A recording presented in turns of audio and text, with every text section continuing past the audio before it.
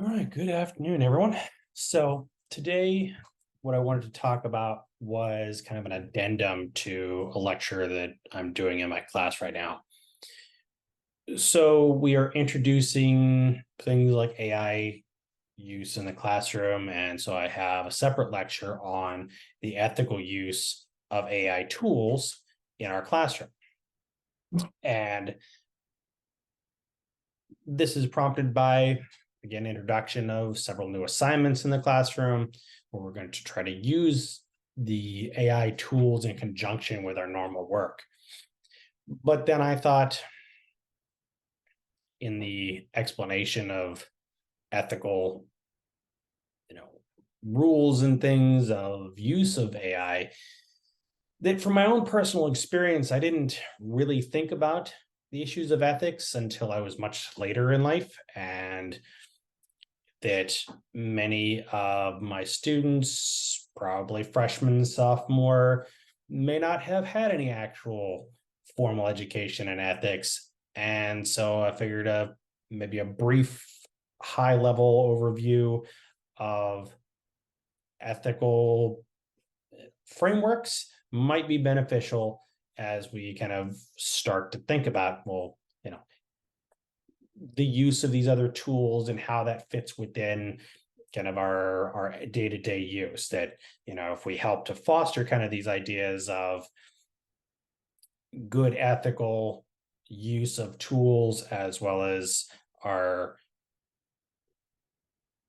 engaging with science and things like that, because again, those things are important for scientific research as well. But if we've never really contemplated, deeper than a superficial view of things, there's not, these things may not make much sense, or we can get a little bit more depth to the conversation. In a broader sense, ethics reflects on human beings and our interaction with nature, with other people, on things like freedom, responsibility, on justice. We can say in general that ethics is concerned with human independence. It focuses on our relationships between us and other people, and also the world around us. So our independence is a primary condition in ethical decision making, as well as objective analysis of facts. We use these things in science all the time.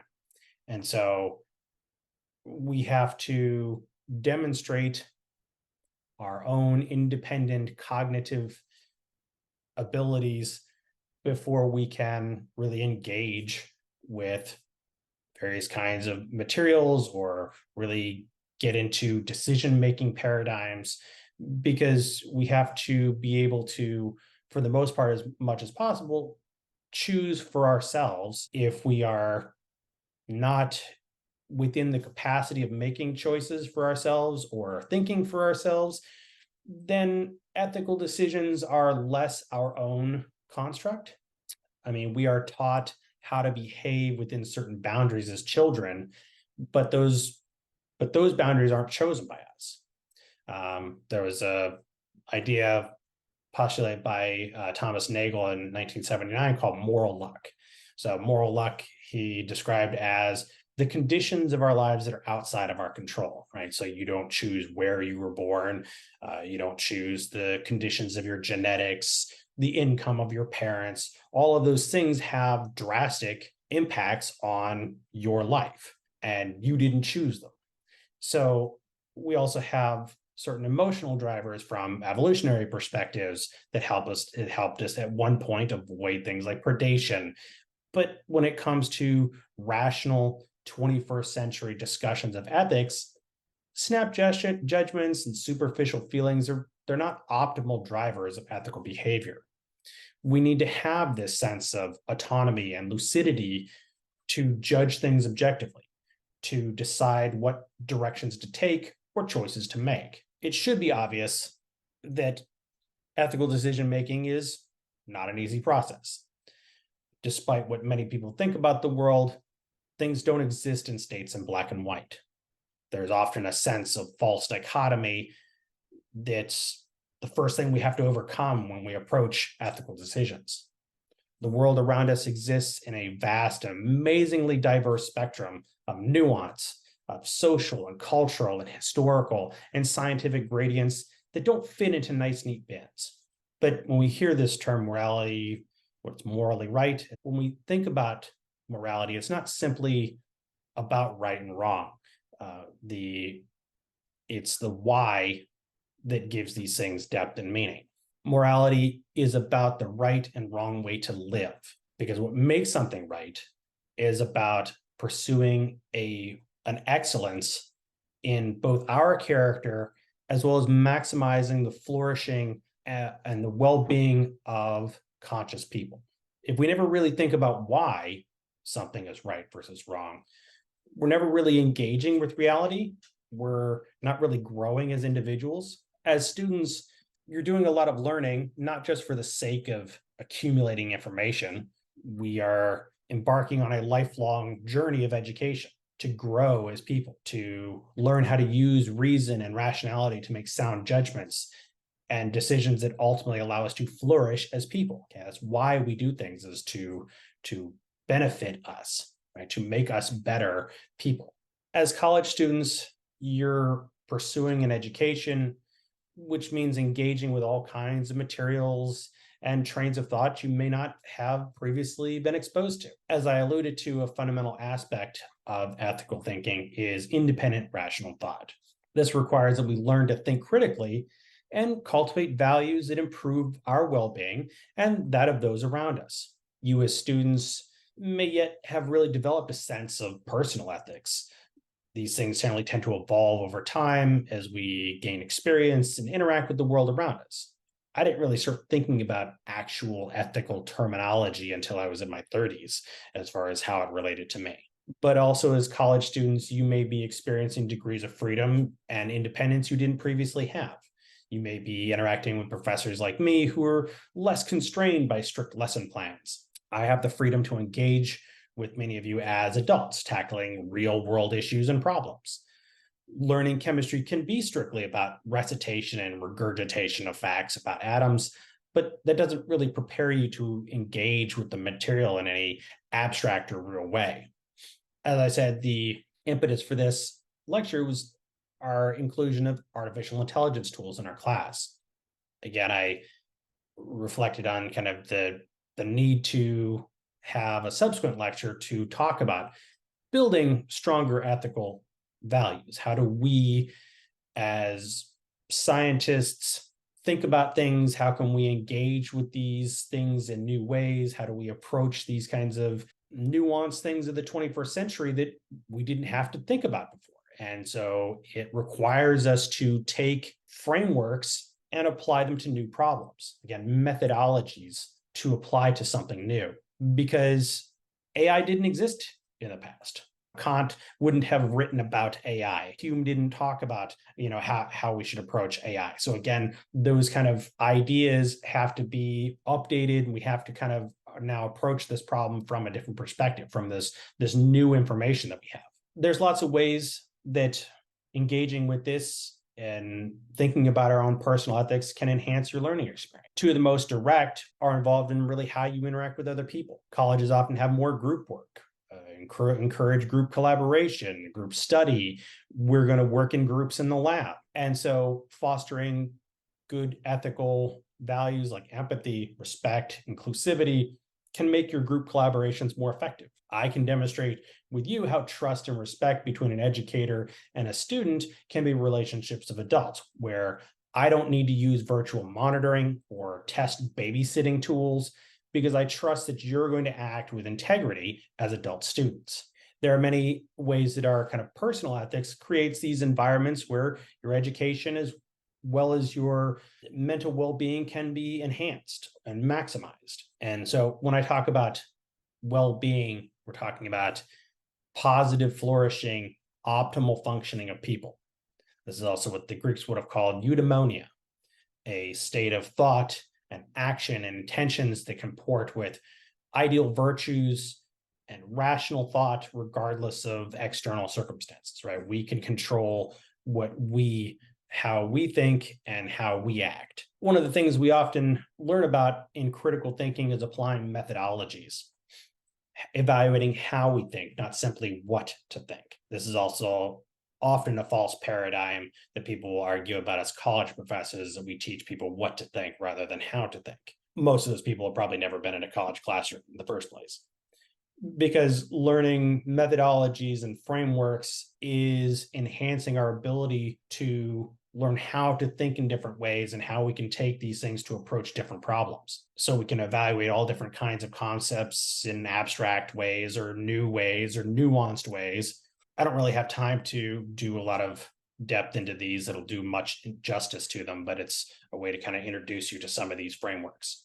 I'll use a single question later to kind of emphasize kind of how some of these are different. As students, we need to kind of start to develop foundations of ethical decision making. How do we go about dealing with the use of new tools in a classroom? How do we approach online tests when no one's watching us? How should I behave as an individual? Before I go into this, an important thing to know is that there is no single moral framework that is going to address all ethical issues. And you may find that even a slight nuanced change in a thought experiment can change the framework in which you must use to rationalize an answer. There is generally not one source that you're going to get that's going to answer everything, right?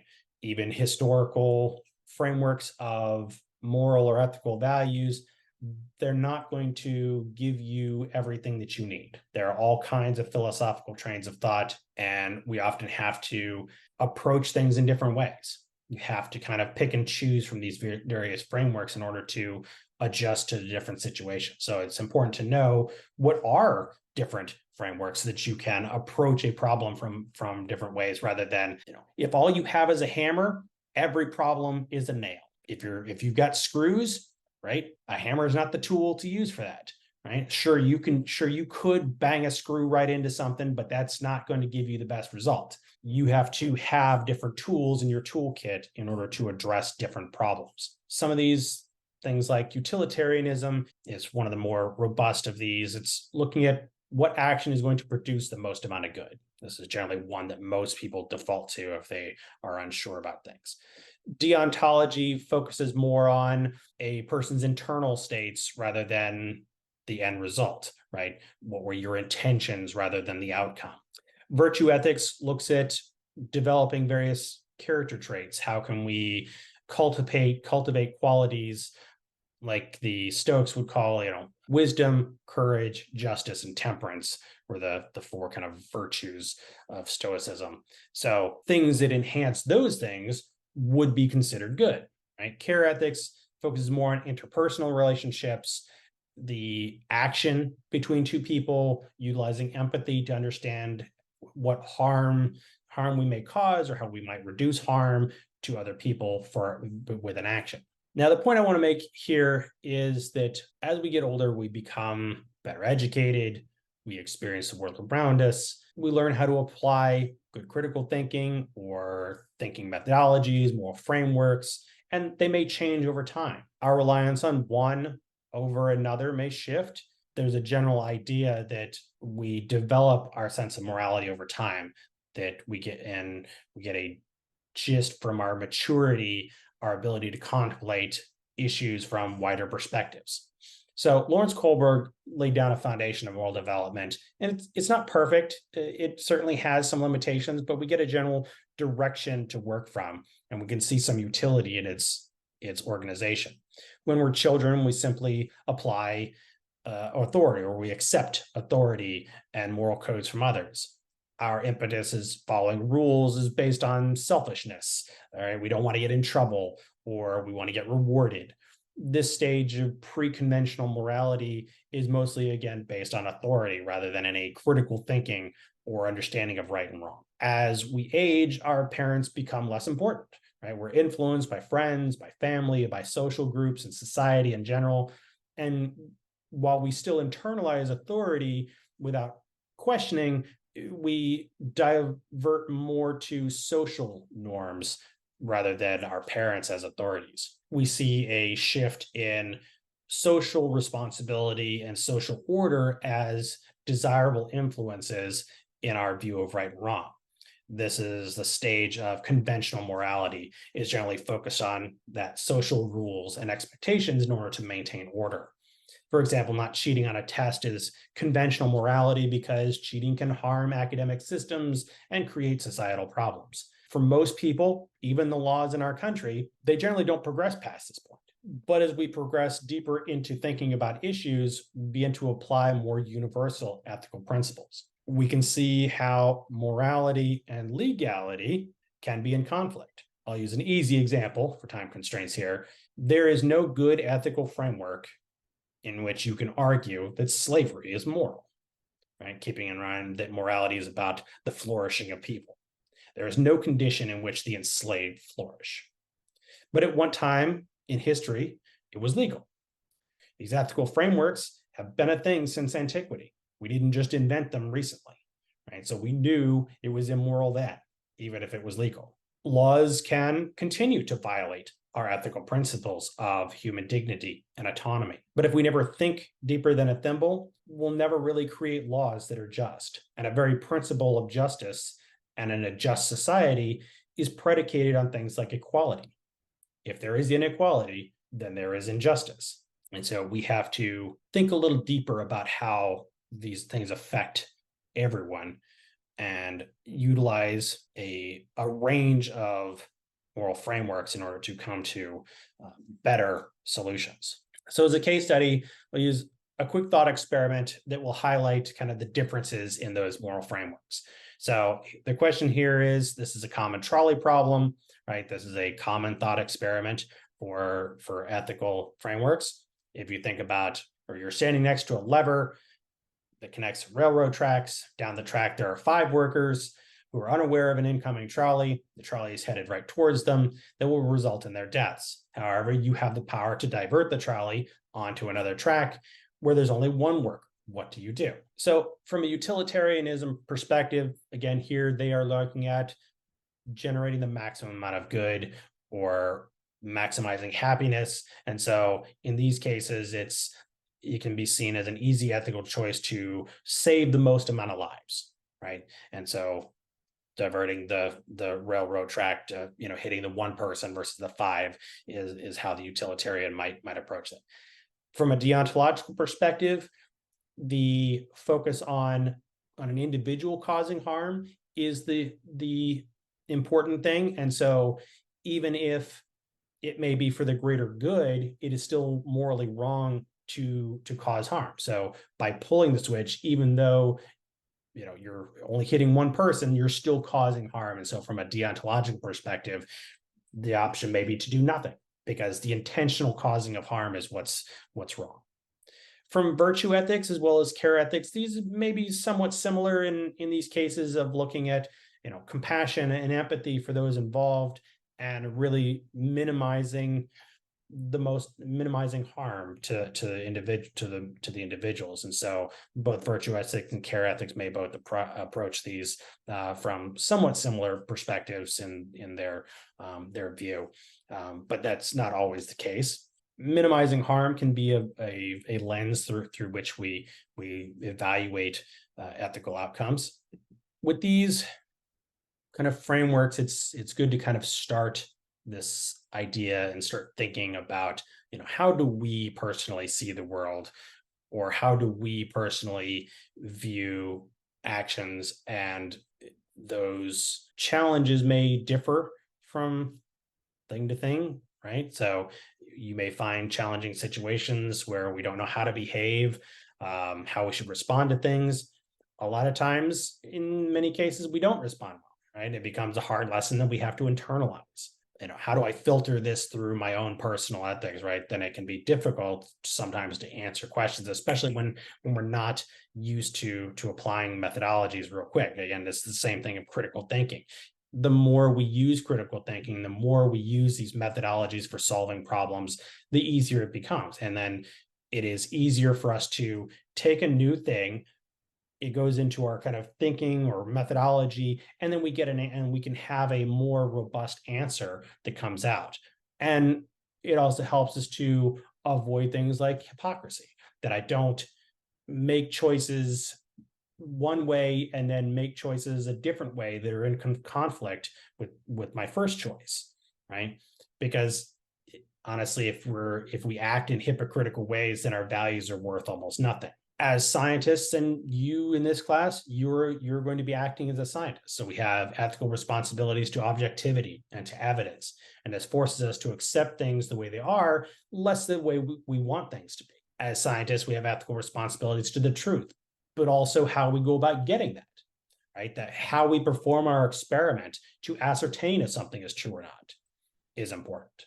As students, you have ethical responsibilities to act with integrity because no one's forcing you to be here. You're here of your own autonomy and doing so presumably to better yourself. So if you take actions that are contrary to those goals of bettering yourself, then you're not really optimizing your own well-being. As students pursuing an education, you take on an ethical responsibility to help those who are less privileged than you in the pursuit of wisdom.